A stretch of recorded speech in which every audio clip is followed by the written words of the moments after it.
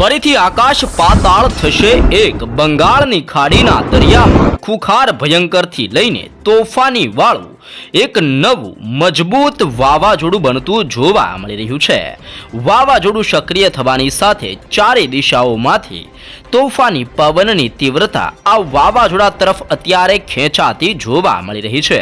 અને વાવાઝોડાનું પરિભ્રમણ સતત મજબૂત બનતું જોવા મળી રહ્યું છે। તમે લાઈવ જોઈ શકો છો કે અત્યારે આ વાવાઝોડું સંક્રમણ વધારતું જોવા મળી રહ્યું છે, જેના ભાગરૂપે દક્ષિણી ભારતના વિસ્તારોની અંદર સિસ્ટમનો મજબૂત ઘેરાવો સક્રિય બનતો જોવા મળી રહ્યો છે। સાથે સાથે બંગાળની ખાડીને અરબ સાગરના દરિયામાં એક સાથે અનેક પ્રકારની નવી low pressure system deep depression વાળી મજબૂત સિસ્ટમ પણ સક્રિય બનતી જોવા મળી રહી છે અને અનેક પ્રકારની નવી સિસ્ટમો દરિયાની અંદર સક્રિય બનતી હોવાના કારણે હવે આ સિસ્ટમો પોતાની દિશા બદલીને ભારતના દક્ષિણી ભારતના છેડાઉ વિસ્તારની અંદર સિસ્ટમ ટકરાતી જોવા મળી રહી છે। તમે લાઈવ જોઈ શકો છો કે આ એરિયાની અંદર સિસ્ટમ ત્રાટકી ચૂકી છે અને ત્રાટકવાની સાથે ભયંકર તોફાની પવનોની ગતિવિધિઓ સાથે વરસાદ રીતસરનો અત્યારે દક્ષિણી ભારતના તટીય વિસ્તારોમાં ભૂક્કા બોલાવતો જોવા મળી રહ્યો છે। આ સંપૂર્ણ વિસ્તારોમાં ભારે વરસાદ વરસવાને લઈને આજની રાત્રિ દરમિયાન યલો એલર્ટ જાહેર કરવામાં આવ્યું છે। શ્રીલંકા, મદુરાઈ, બેંગલુરુ અને મંગળુરુના વિસ્તારોમાં તોફાની પવનની ગતિવિધિઓ સાથે મેઘ તાંડવ થવાને લઈને આવનાર 2 દિવસ માટે એલર્ટ જાહેર કરવામાં આવી રહ્યું છે અને સિસ્ટમનું સંક્રમણ વધતું હોવાના કારણે આ સંપૂર્ણ એરિયાની અંદર પણ સિસ્ટમનું સાયક્લોનિક સર્ક્યુલેશન અને પરિભ્રમણ મજબૂત બનીને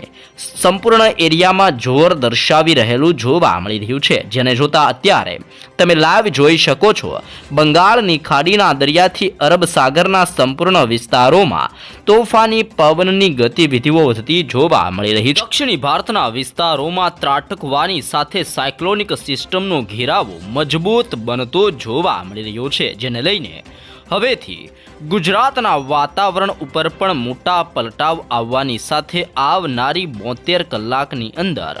ગુજરાતની અંદર કંઈક નવા જૂની થવાના મોટા એંધાણ દર્શાવવામાં આવી રહ્યા છે। હાલ ગુજરાતના વાતાવરણ ઉપર પણ પલટાવ આવતો હોય તેમ ઠેર ઠેર વિસ્તારોમાં 17 ડિગ્રીથી 18 ડિગ્રી, 19 ડિગ્રી અને 20 ડિગ્રી સેલ્સિયસ ઠંડીનું પ્રમાણ ગુજરાતની અંદર વધતું જોવા મળી રહ્યું છે। ભયંકર ઠંડીના પ્રકોપની વચ્ચે અરબ સાગરના વિસ્તારો અને ઉત્તર ભારતના વિસ્તારોમાંથી ભેજયુક્ત પવનની દિશા પણ પલટાઈને અત્યારે ગુજરાત તરફ દિશા દર્શાવવામાં આવી રહી છે। આમ સિસ્ટમની દિશા બદલાવાની સાથે ગુજરાતમાં કમોસમી વરસાદ અને માવઠાનું મોટું સંકટ વધતું જોવા મળી રહ્યું છે। ગુજરાતની અંદર દરિયાકાંઠાના વિસ્તારોમાં પવનોની ઝડપોની સાથે હવેથી હલચલ વધતી જોવા મળી રહી છે અને સિસ્ટમની તીવ્ર હલચલોના ભાગરૂપે દરિયાઈ કાંઠાના પંથકોના વિસ્તારો જેમાં કચ્છ, સૌરાષ્ટ્રનો દરિયાઈ કિનારાનો વિસ્તાર અને દક્ષિણી ગુજરાતના તટીય વિસ્તારોની અંદર આમ દક્ષિણી ગુજરાતના સંપૂર્ણ વિસ્તારોની અંદર ગુજરાત ઉપર સિસ્ટમના ઘેરાવાને લઈને 72 કલાકની અંદર પવનની તીવ્રતાની અંદર વધારા સાથે અને રાજ્યમાં ઠંડીના પ્રકોપની અંદર વધારા થવા સાથે માવઠાનો મોટો ખતરો હવે ગુજરાત પર મંડરાતો જોવા મળી રહ્યો છે। ઠેર ઠેર વિસ્તારોમાં મોટા પલટાવ આવતા હોય તેમ ગુજરાત ઉપર પવનની તીવ્રતા વધતી જોવા મળી શકે છે અને પવનની તીવ્રતાની સાથે કચ્છના તટીય વિસ્તારોની અંદર મોટા પલટાવ આવતા હોય તેમ લખપત, ખાવડ, ભુજ, નળિયા, માંડવી, ગાંધીધામ અને રાપરના આ સંપૂર્ણ ક્ષેત્રોની અંદર તોફાની પવનોની ગતિવિધિઓ સાથે ઠંડીનું જોર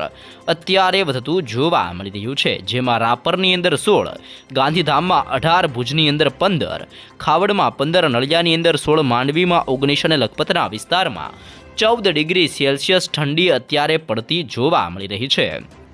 આમ કચ્છના સંપૂર્ણ વિસ્તારોમાં ઘોર અંધકારની વચ્ચે તોફાની પવનોની ગતિવિધિઓ સાથે માવઠાનું મોટું સંકટ કચ્છ ઉપર પણ ઘેરાતું જોવા મળી રહ્યું છે। સૌરાષ્ટ્રના સંપૂર્ણ વિસ્તારોની અંદર પણ પલટાવ આવવાની સાથે જામનગર, સલાયા, દેવભૂમિ દ્વારકાની પવિત્ર ભૂમિ, ભાનવડ પોરબંદરના વિસ્તારથી રાજકોટનો વિસ્તાર, ચોટીલા, ગોંડલ, જસદણ, બોટાદના વિસ્તારોથી લઈને સૌરાષ્ટ્રની અંદર મોરબી અને સુરેન્દ્રનગરના વિસ્તારોથી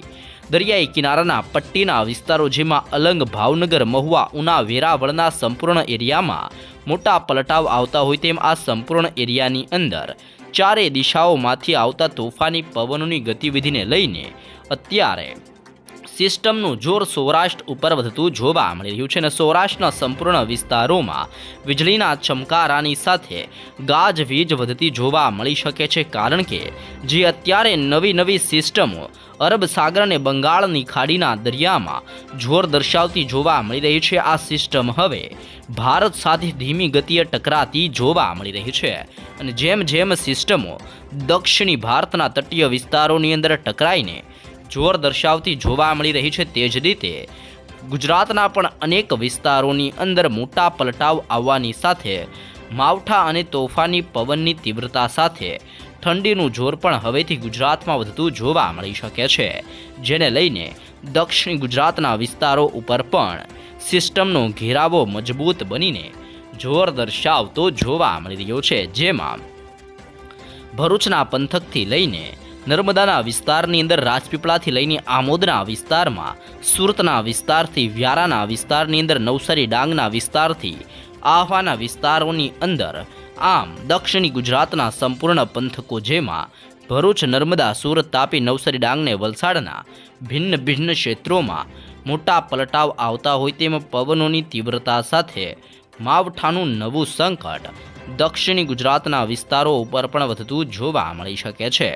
તે ઉપરાંત મધ્ય ગુજરાતના વિસ્તારોની જો વાત કરવામાં આવે તો મધ્ય ગુજરાતના આ સંપૂર્ણ વિસ્તારોમાં પણ સિસ્ટમનું દબાણ હવેથી જોર દર્શાવતું જોવા મળી રહ્યું છે અને સિસ્ટમના જોરને લઈને દાહોદ, છોટાઉદેપુર, લુણાવાડા, ગોધરાથી લઈને બોડેલીનો વિસ્તાર, કપડવંજના વિસ્તારથી નડિયાદ, ખંભાતના વિસ્તારથી વડોદરા, ધોળકાના વિસ્તારથી અહેમદાબાદના જિલ્લાની અંદર પવનની તીવ્રતાની સાથે સિસ્ટમનો ઘેરાવો મધ્ય ગુજરાતના વિસ્તારોની અંદર તીવ્ર બનીને જોર દર્શાવતો જોવા મળી રહ્યો છે. સાથોસાથ પવનોની તીવ્રતા વધતી હોવાના કારણે પણ મધ્ય ગુજરાતના સંપૂર્ણ વિસ્તારોમાં ઘેરાવો તીવ્ર બનીને જોર દર્શાવતો હોય તેમ આ સંપૂર્ણ એરિયામાં જોર વધારી રહેલો જોવા મળી ચૂક્યો છે. આમ મધ્ય ગુજરાતના સંપૂર્ણ વિસ્તારોની અંદર પણ સિસ્ટમની તીવ્ર અસરોની સાથે પવનોની ગતિવિધિઓ સાથે હળવાથી લઈને ઠંડીના પ્રકોપને લઈને આગાહી કરવામાં આવી છે.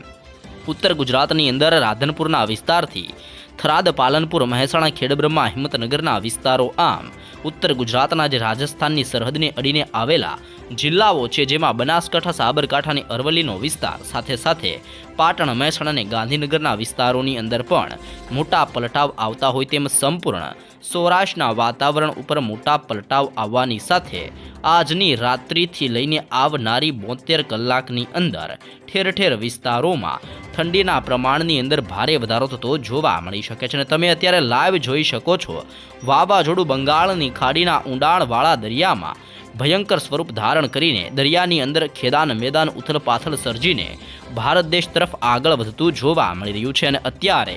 દક્ષિણી ભારતના તટીય વિસ્તારોની અંદર શ્રીલંકાના વિસ્તારથી કોટા, મદુરાઈ, બેંગલુરુ અને મંગલુરુના વિસ્તારોમાં સાયક્લોનિક સિસ્ટમની અસર વધતી હોવાના કારણે વીજળીના ચમકારાની સાથે પવનોની તીવ્રતા સાથે હાલ અત્યારે ભારે વરસાદ વરસી રહેલો